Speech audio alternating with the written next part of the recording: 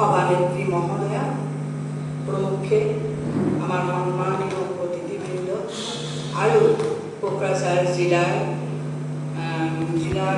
জিলাৰ উপস্থিত থকা সমূহ সদস্যসকল সভানেত্ৰী সম্পাদিকা প্ৰমুখে বিভিন্ন শাখাৰ পৰা অহা সভানেত্ৰী সম্পাদিকা প্ৰমুখে অন্যান্য সদস্যসকল আজি আমাৰ কোকৰাঝাৰ জিলাৰ দ্বিতীয় বৰ্ষপূৰ্তি অনুষ্ঠানত উপস্থিত হয়ে বৰ আনন্দিত হলো আৰ ইয়াতে কবিতা আবৃত্তি প্ৰতিযোগিতাত মই এটি কবিতা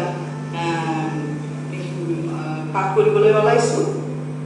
এই কবিতাটি মই লিখিছিলোঁ আমাৰ সম্মানীয় চন্দ্ৰা বৰ্মন বাইদেৱে মোক লিখিবলৈ দিছিল নদীৰ ওপৰত। এই কবিতাটি আৰু পঠোৱা নহ'ল, কিন্তু মই ভাবিছোঁ ইয়াতে কবিতাটি আবৃত্তি কৰি দিওঁ।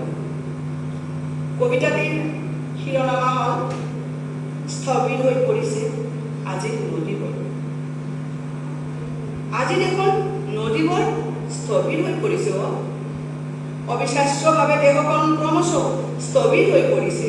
এই দ্বন্দ্ব নদীবোৰ ক'ত যে হেৰা সেই ফেনে পটকাৰী বাঢ়ি অহা দুই দল উত্তাল বুকু যেন হীন বুকুৱেদি আমন জীৱন হৈ বৈ যোৱা মৰা পদনী। নাই কোনো হুংকাৰ, নাই কোনো গভীৰতা, মাথৰ উদাস চাউনিৰে চাই আছে নক্ষত্ৰ খচিত আকাশখনি। বুকুৰ গভীৰ বজালৈ নিথৰ হৈ শুই আছে চিৰশ্ৰোতা লৈ। বাহিৰবোৰত বৰষুণ দিয়া হাওনে বুকুৰ স্পন্দন যোগাই তুলিব পৰা নাই। খেলৰ দৰে সিও পৃথিৱীৰ পাতবোৰ বুকুৰ মাজত সোমাই লৈ হৈ পৰিছে নীলকণ্ঠ। বিহংগৰ নাকত আৰু যে উচলি উঠে আজি নদীবোৰ। সিহঁত যে বৰ ক্লান্ত, নমস্কাৰ।